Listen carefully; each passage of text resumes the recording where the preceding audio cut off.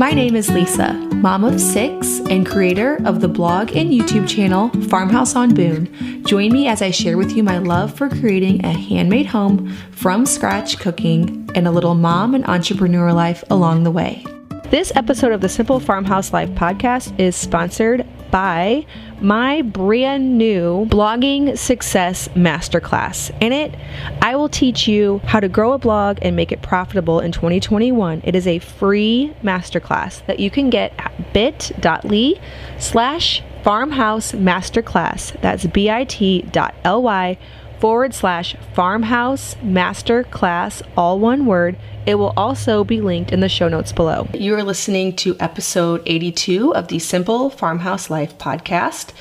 In my last episode, I was talking about my New Year's resolution with cell phones. It has been just about a week, actually it's been exactly a week since I published and posted the last episode where I talked about my solution, or at least my proposed solution, for curbing cell phone addiction in 2021. And I laid out my plan, which was to leave my phone in the drawer of my nightstand because our room is upstairs and it's just a far away place that I don't really go during the day. Like in my last house, the bedroom was right off the kitchen. So the kids were in and out of the bedroom all day. One of our main bathrooms was in there. It was a place that was very accessible. But in this house, it's pretty much a place that we go to sleep, get dressed, things like that, but I'm not really in and out of it all day. And so I'm leaving my phone in the nightstand and it stays there for 12 hours. Now, the exception to this is when I go somewhere. Like last night, I had to bring my girls to their gymnastics class. I am still bringing the phone with me just because, it's used for things when I'm out and about. And so I can't promise that I'm not getting on Instagram whenever I'm leaving the house and things like that. But during the day, when we're home all day, I haven't been using my phone. And this has made such a difference. I imagined that it would, but I really wondered because I still have my computer, I still have my laptop, I still have access to social media. I can check DMs throughout the day on Instagram. I can get on Facebook. And I do, but nowhere near this obsessive checking, refreshing type of amount that I can do with my phone. I think it's the habit of this thing in your hand, in your pocket, that you can just refresh to see what's new, what people have posted, what stories are up. And that has felt like a broken habit in this last week just because of not having my phone during these idle times of the day where I would normally just whip out my phone to curb that tiny bit of boredom. So I mentioned this last time, but just like doing my makeup and my hair, or blending my smoothie, or stirring soup, walking out to the barn, nursing Daniel, all of these times where if there's a tiny moment, you grab out your phone and check it. At least I do. That's what I have developed a habit of doing. And in this last week, I have broken that habit, and I was thinking about it, and I feel like it's a really good first step because it's not that hard. It hasn't felt all that hard because I can still get on the computer to check my email, to do anything business related. It's been a little bit painful at times where, I'm just a tiny bit bored, but nothing terrible. And then I can still catch up on all of my favorite podcasts in the evening with some headphones, or while I'm doing some mindless Pinterest pinning for my business or whatever, I can catch up then. So it hasn't felt all that restrictive, but what I like is that I feel like I'm creating new habits. Once I get really used to this, I just don't have my phone while I'm doing my homemaking, while I am baking bread or cleaning. I cleaned up the boys' room yesterday, and normally there'd be a podcast going. I just wouldn't clean up their room without having something going.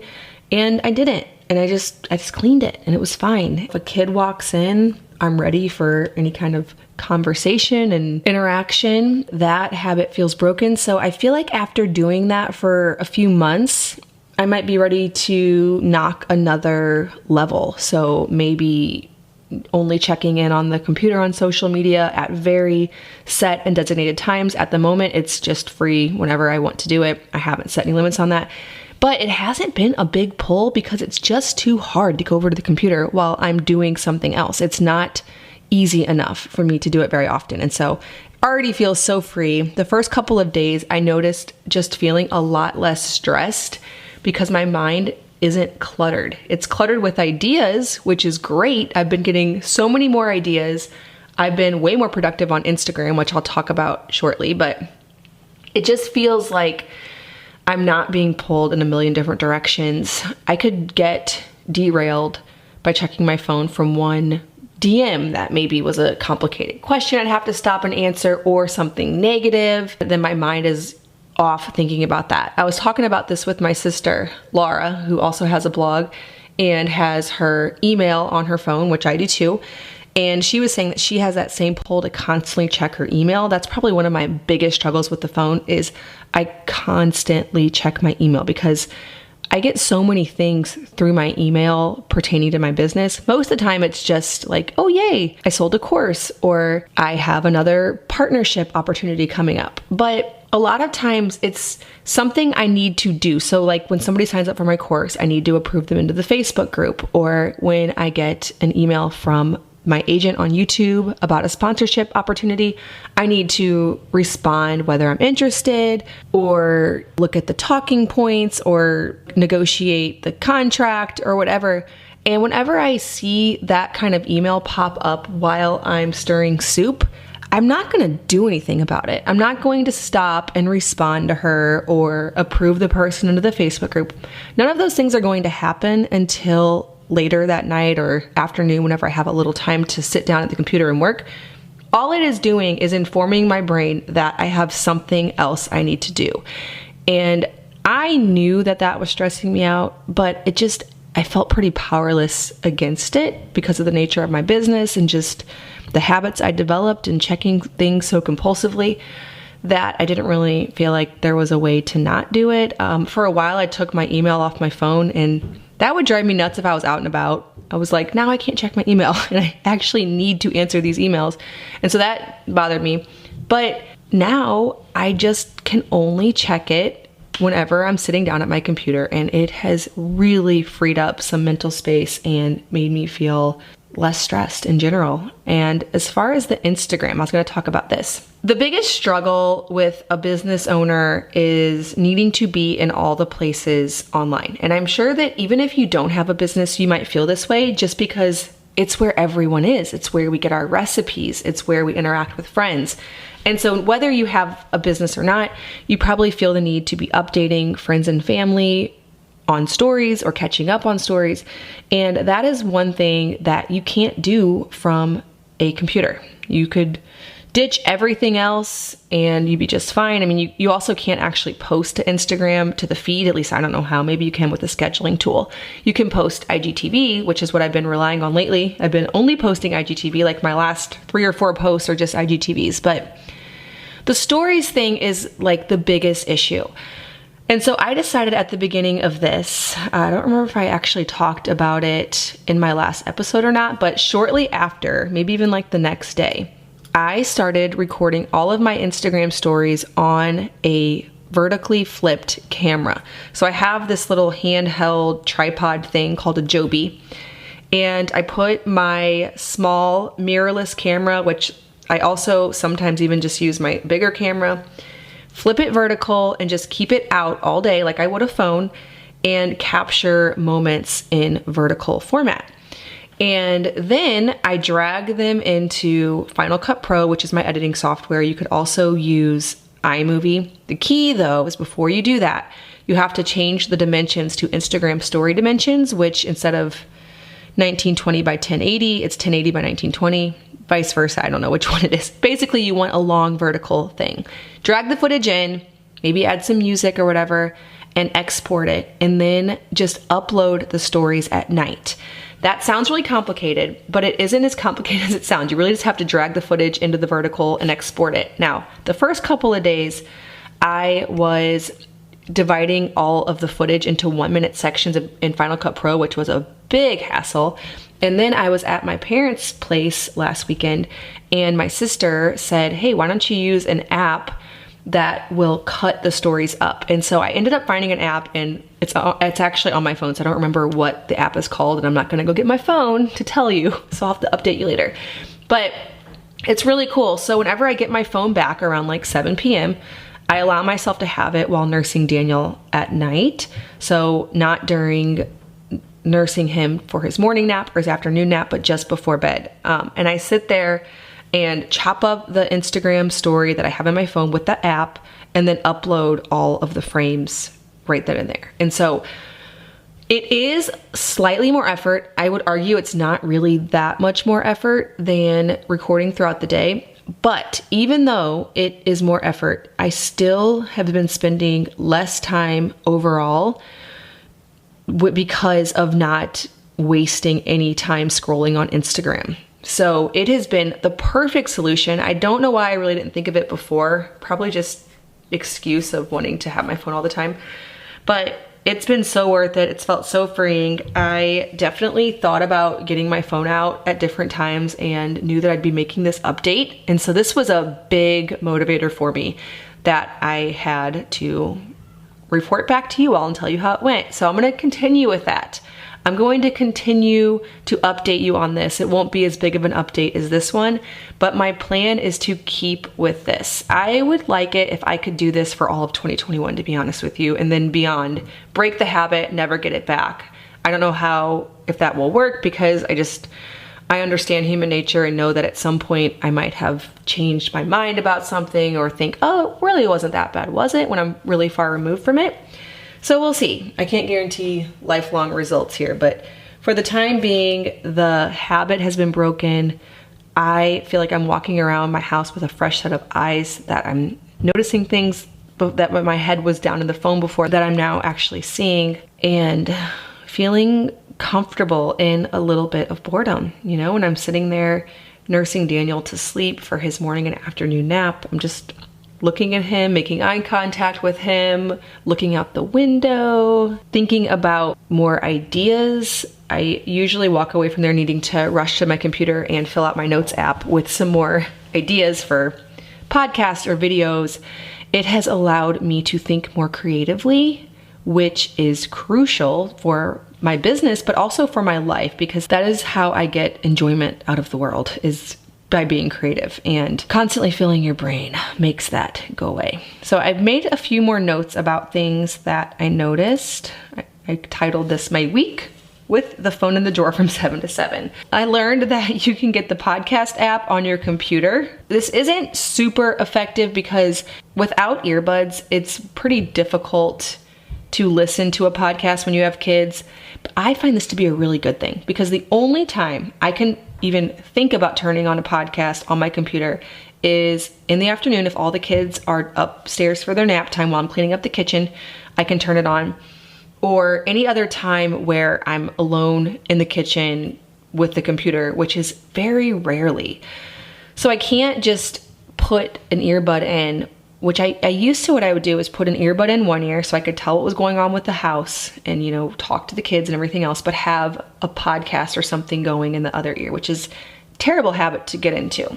And it's broken. And I can still listen to podcasts, but I miss a lot because it's just the computer playing and I'm over there doing the dishes, and I can't really hear it that great. And then if a kid walks in, I have to turn it off because it's not just in my ear, it's in the room. And so I'm finding that I'm just doing it way less. But it is nice when I'm having my afternoon cup of espresso, I can just play a podcast while doing some kind of task with my business that isn't very engaging, like answering emails or updating a description or something like that. So yes, you can get the podcast app on your computer. Great to know. The other things I wrote down, my observations, I actually already talked about here. So I noticed that I love staring at Daniel while he's nursing, and there's a beautiful view from where I nurse him, which I already knew, but I don't stare out it ever because I had my phone.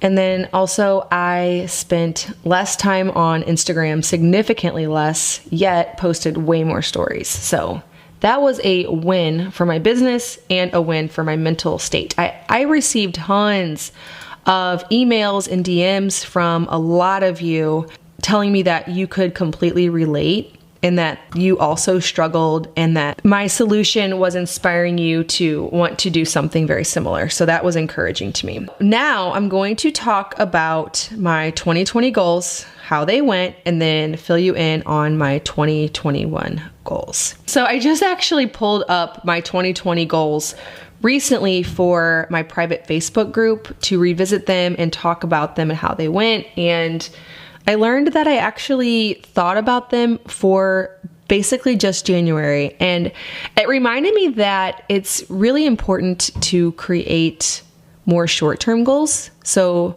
on a month-to-month basis, revisiting things, priorities change, life stages change. If you have a baby, you might be getting rid of a certain morning nap, or maybe sometime in the year you're going to have a new baby, or when it's summer, maybe certain goals become less important and other goals take their place, like starting the garden and things like that. I find that in beginning of the year, we're really only thinking about where we are right now and forgetting about the fact that we change and situations change so often that it's really not all that productive to set these long-term goals. And I know that. I have been able to, in years past, set a goal in the beginning, a simple, measurable goal that has carried me through the year. But usually it has to be something very simple for me to stick with it all year. So I'm thinking notably about the year 2017. That was the year that I took my blog seriously. I said at the beginning of the year that no matter what, I would post 2 posts per week every week, and that by the end of the year I would have over 100 posts because 52 weeks in a year. And so that was a year that I can remember actually sticking with my goal. And the reason I was able to do that was I had a clear vision in mind as to what I would achieve if I did it. So that 100 post thing really motivated me. At the time, I'd had a few posts that had done really well on Pinterest, and I figured if I could get 100 posts circulating around, that I could really turn my blog into something if I had that many posts out there. And so that really drove me, the why behind it, and then the simplicity of the goal and the way that the goal was so measurable. So this wasn't like I was saying I had to make a certain amount of money or a certain kind of post.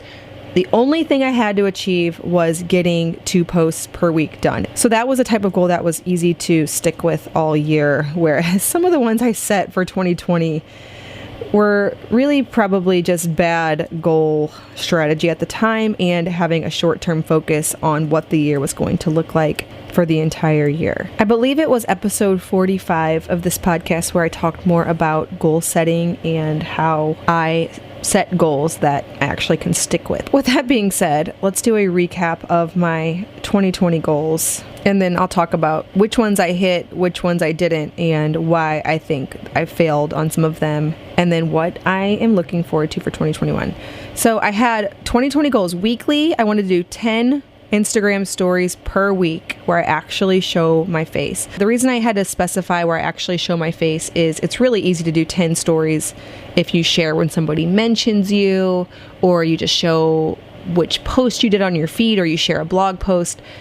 I was wanting to engage more with my community, and I did not really hit this goal. I didn't measure it. I did it for a couple weeks and then I completely forgot about it, never checked back in on it. So I'm sure some weeks I hit it, but for the most part, that goal was not achieved. I don't feel like I really found my groove with Instagram in the year 2020.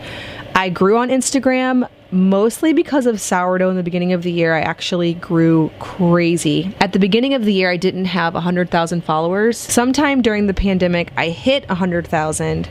And then by now I have 145,000. So I grew a lot. I just didn't build this engaged community on there because I didn't show up. And I know that. I did, however, on YouTube, because that's where I put my focus. And I've talked about that a lot on here before, but where you put your focus grows. We all know that, but it's so true with business. Every time I put my sole attention on anything, it grows and becomes something valuable, but I can't do them all at the same time. Even with help and a team, I still am the creative behind it. And so if I don't put my energy into it, I just don't see the results. And so I know why my Instagram community isn't super engaged, but that's just not where I put my focus for 2020. I'm not 100% sure that's where I'm going to put my focus for 2021 either, but at the moment I do have a nice groove with those stories, and I was getting pretty low views on my story views for the relative to the number of followers I have. And I've been noticing a major uptick ever since I started this new Instagram story format where I record just what's going on throughout the day. I don't have to really plan anything. I just show moments throughout the day, like when I'm cooking or milking the goats, then uploading them all at night with the no phone thing. And each time they have been getting 20,000 plus views, which for me is pretty good engagement. So I might stick with that. I would like to, but I am not going to write it on my 2021 goals list because it isn't where I want to put my priority and focus this year. All right, another weekly goal I had on 2020 was 1 podcast per week, and then in parentheses I put at least 50 episodes by the end of this year. I did achieve that. I had 80 episodes by the end of the year. I set that goal in January. Really, when January 1st of last year, I had no intention to start a podcast. I always wanted to, but I thought it would just be too difficult to add it into everything else I'm doing. But then I just decided to do it, and I was able to reach that goal. The next one was an email incentive on a video once per week. I almost reached this. The thing is I didn't measure it. So I know I probably accidentally most of the time reached it, but it isn't something that I kept thinking about. And the theme over and over again as I'm talking to you is that if you have too many goals, you'll lose several of them. And clearly, when I look back at my 2020 goal list here, the one that happened was the podcast. So I started something new and I did focus on that, but it is the only thing when I'm looking at my goal list here that I actually started new and kept with. Okay, the next weekly goal was work on 5 keywords that I should rank for. I definitely did not reach that goal. And then 2 blog posts per week that I reached, but that's because that was not new. I've been doing 2 blog posts per week since January 1st of 2017. So that isn't adding anything new to my goals at all. And then the final weekly goal for 2020 was 3 YouTube videos per week. I put 2 from blog posts and 1 vlog style. Definitely changed that strategy throughout the year. I did it for a little bit and then realized that all of my tutorial type videos don't do well. People want to see that vlog style peek into your life. And so I changed that. I went back down to 2 and occasionally throw in a tutorial. Always regret it because it never does well. But going forward in 2021, I definitely want to focus more on that vlog style content. So when I look back at my weekly 2020 goals, only one new thing prevailed, and that was the podcast. And that just reiterates that you just can't put your focus in too many places at once. And so for effective goal setting for 2020, if you're starting a business, a blog, a YouTube channel, you can have things going on the back burner, but really pick one thing to focus on. And then once you have that plate spinning, in 2022, you could add something new and then build on top of that. That's what I've done. In 2017, I really got into the habit of posting every single week, 2 posts to my blog. In 2018, I added YouTube consistently, so 2 videos every week. At the end of 2018, I launched a course, and then in 2019, I worked on promoting that and then launching a second. So that was my new thing, if you will, for 2019. And then in 2020, it was the podcast. So building on what you have achieved from the years before is a good strategy and typically what I've done. I forgot to mention that in 2016, that was the year of the Instagram.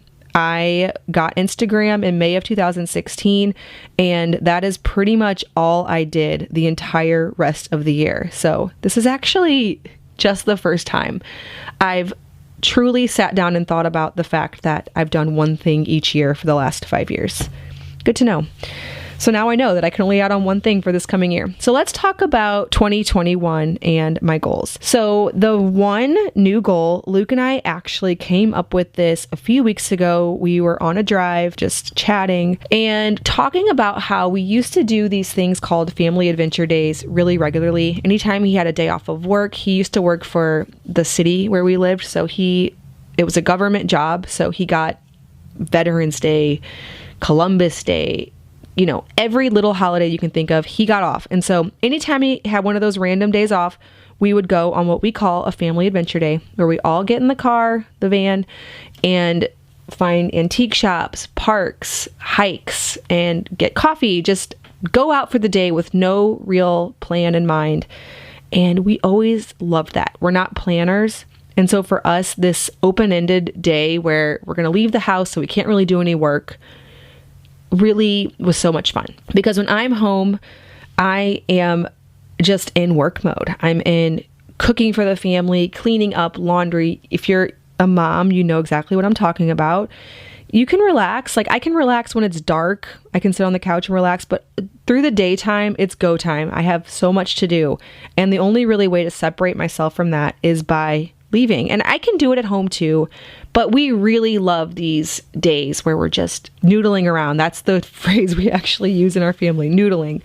And we all know what noodling means. And it's something we've been doing, Luke and I have been doing since before we were even married. We'd go drive around and find random places. And I even remember finding this town that we live in now, and it seemed so obscure. We've never been to it before. We didn't know anything about it. We would just drive any 2-hour radius of where we lived and just see what we could find, see what random town we could explore. We really have stopped that in the last year. And obviously COVID has played a part in that, and having another child has played a part in it, because we have 6 children now. And so, you're not as free, but I realized that the biggest reason that we haven't been doing it is because of running our own business. This is a trap you can fall into when you have your own business, where you know that certain efforts that you put forth will yield a profit. It will pay you a certain amount of money. And once you have the momentum rolling on a business, you know that that could be a lot of money if you would put certain efforts forth. And so the temptation is to see every moment as an opportunity to grow a business. And that is not where we ever wanted to be with our business. We always were starting our own business in order to have freedom and not to want to work every spare moment just because you could earn more money. So this year we decided that we wanted to be more intentional about that freedom, and not that we don't realize that freedom throughout the weeks and our days, because we do. We live a very flexible lifestyle. We work here, we school our children here, but we decided that we wanted to be more intentional with our recreation days, because also with the homestead, vacations are hard. We can't just leave for a week at a time. And quite honestly, with 6 kids, vacations are hard too. If you're a mother of multiple children, or maybe even if you just have 2 or 3 kids, if you go on vacation, when you get there, you realize that you'd rather just have the room where you can normally put your kids and your routine and just all the things that make life with kids easy.